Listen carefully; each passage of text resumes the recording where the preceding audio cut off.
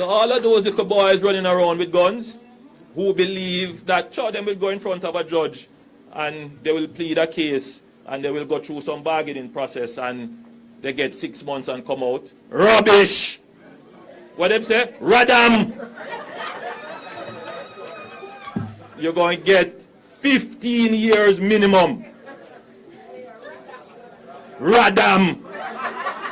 On the spot news media, we got the latest news. We don't care about the views, we just representing right.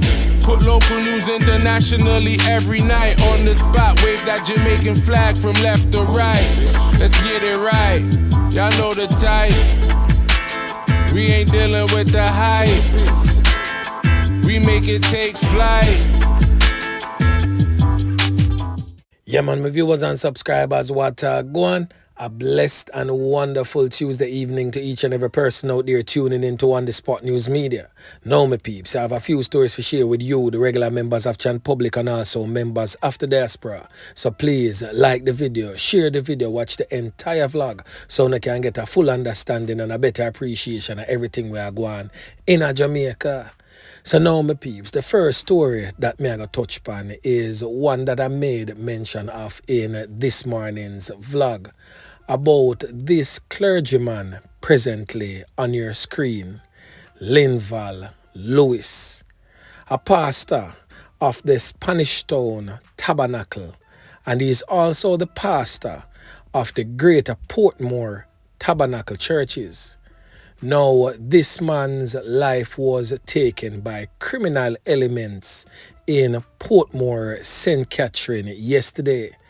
Basically, as he drove out of his home along Northwest 10th Way in Greater Portmore, a lone criminal element rolled up on the clergyman and bullet up the car, hitting him several times all over his upper body in some very vital parts.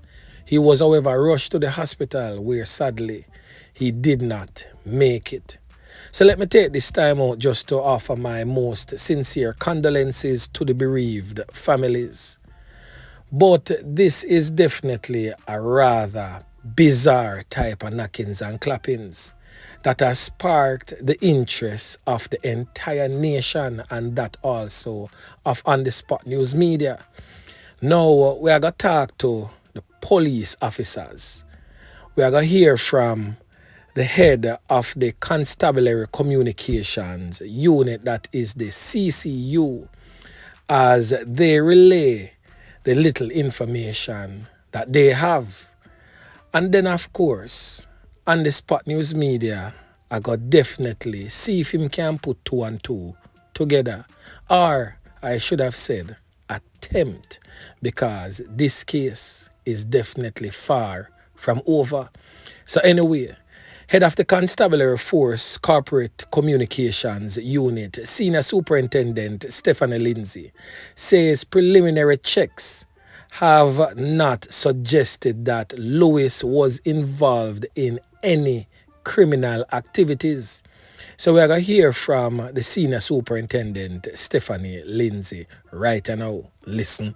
My last communication with the investigators, they have not found a definitive motive or reason just yet. They have checked his lifestyle, his background, and there is nothing to suggest that he is a person that was involved in illegal activities, etc. So they are now following several lines of inquiry, trying to ascertain what could have led to a lone armed gunman walking up at the Skating Road about to leave in his car and shot him. So they continue to probe. I know they are putting a lot of resources in this investigation as a result of what they are conducting, but no definitive. We are reaching out to persons who may have information that could assist investigators in solving this murder.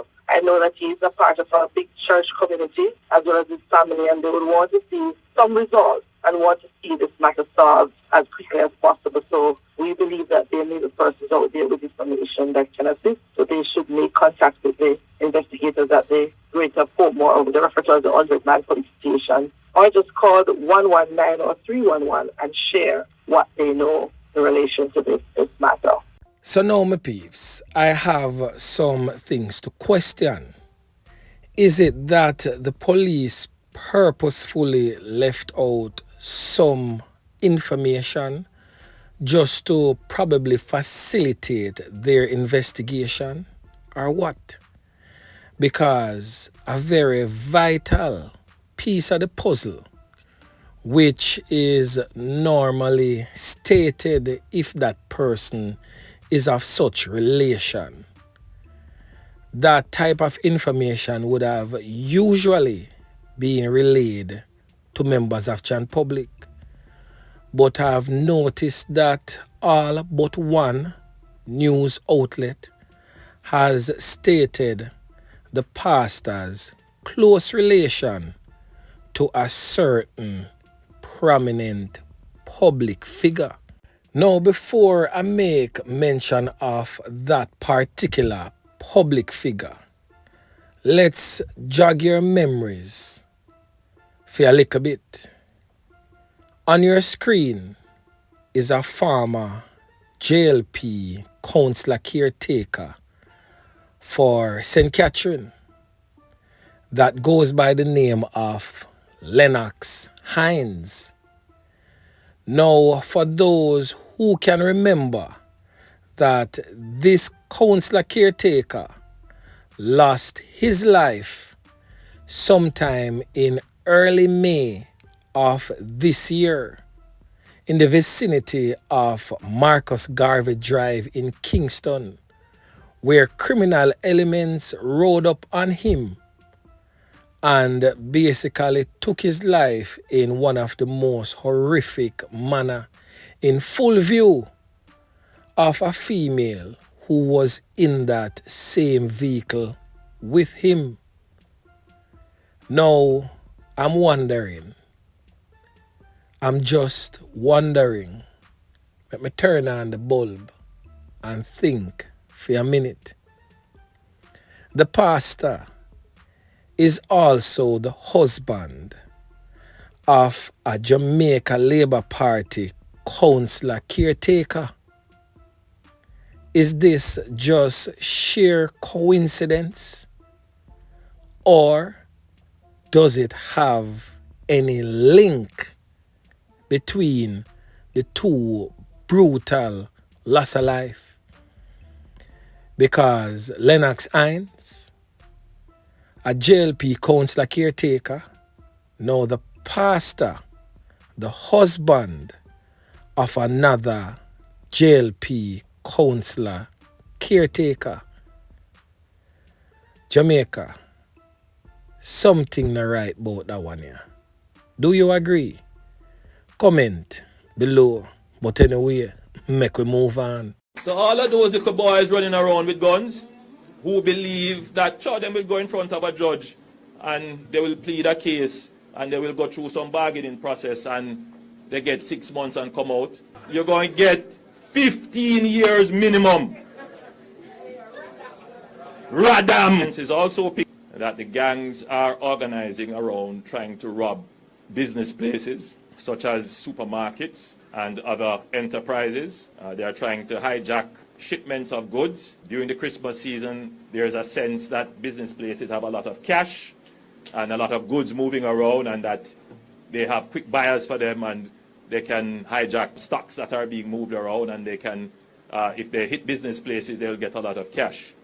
And we have stopped a few of them, and you would have seen a few murders take place as a result of them, the gangs pursuing that kind of thing. And you will see the level of organization behind it, positioning cars, positioning getaway, positioning lookouts and all kinds of things. So there's a very high level of organization around it. But our intelligence is picking it up, and we are moving in on them. Slowly but surely we are getting them. But we think that the process could be assisted greatly if the people in the country would share intelligence with the police. Tell us. And sometimes there needs to be a little reward. And we have been doing that with guns. And I tell you something, we are recovering a whole lot of guns. But I'm not interested so much in the guns. I'm interested in the people using the guns. So I'm getting a report later today about how many persons we have found with illegal guns. So I'll get the report about the number of guns, but the report I'm interested in is how many people going to jail to face the new penalties under the new Firearms Act. That is what I'm interested in. So all of those little boys running around with guns who believe that sure, them will go in front of a judge and they will plead a case and they will go through some bargaining process and they get 6 months and come out, you're going to get 15 years minimum. Radam. We have a fund established for 50 million Jamaican dollars for anyone who wants to give us useful information on those gangs who are planning the hijacking of goods in transit, moving between warehouse and stores, those criminals who are planning contract killings. We want to know, and people know, because the girlfriend know, the mother sometime know. Tell us, because I don't know how you sleep at night with your conscience knowing that your son or your boyfriend or your friend involved in these things. Tell us so we can save lives. We want to know of those people who are planning the hits. We want to know the people who are planning the hijacking of goods. And, there's another crime that we see a lot coming in now. The lottery scamming, they're not just scamming foreigners. They are doing all kinds of scams to local Jamaicans here as well, taking away people's pensions here. We want to know. So if you want to have a Merry Christmas and you have some useful information, you could get a nice slice of that $50 million. But more than that, you are saving lives. So Prime Minister Andrew Holness was at a handing over ceremony in St. Ann yesterday. The Prime Minister also stated that based on intelligence, 5 other violence producers are facing several additional charges. Prime Minister Andrew Holness says that the police use their sources to gather information on criminals. He says that the number of lives saved by the police using their intelligence often goes unreported. Holness says that some criminals are able to evade the police due to lack of assistance by the residents. Now we're going to hear from Prime Minister Andrew Holness again as it relates to what I just said. Listen. By virtue of the intelligence that the police had, the police identified 32 criminal actors, among them serious violence producers, and they detained them under the SOE. So far, 3 have been charged or about to be charged. I think 2 have been charged and 1 is about to be charged for murder. I gather 1 has been charged for shooting with intent and 4 for other. Every year you hear reported the number of persons murdered in the country.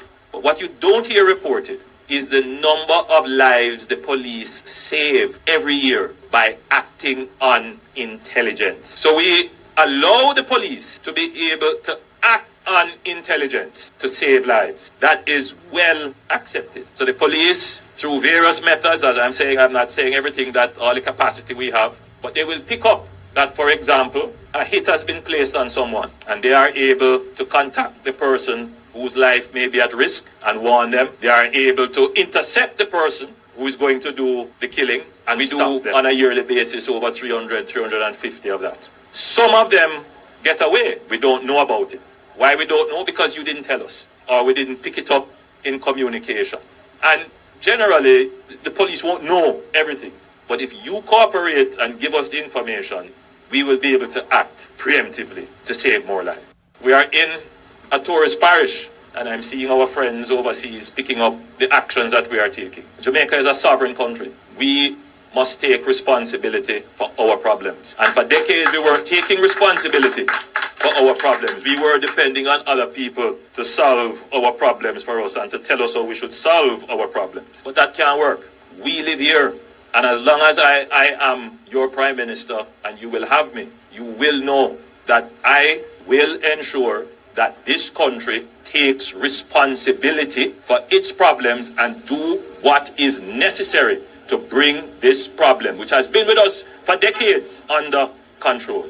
Now, Mr. Prime Minister, on behalf of members of Jan Public and members of the diaspora, Terra Fabulous and Nadine Sutherland said it best.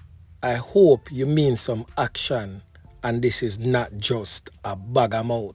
Yeah, man. So anyway, my peeps, remember to like, share, subscribe to the channel. Stay tuned to On The Spot News Media as I continue to bring you fresh news and updates in subsequent newscast. On The Spot News Media. Yeah, man.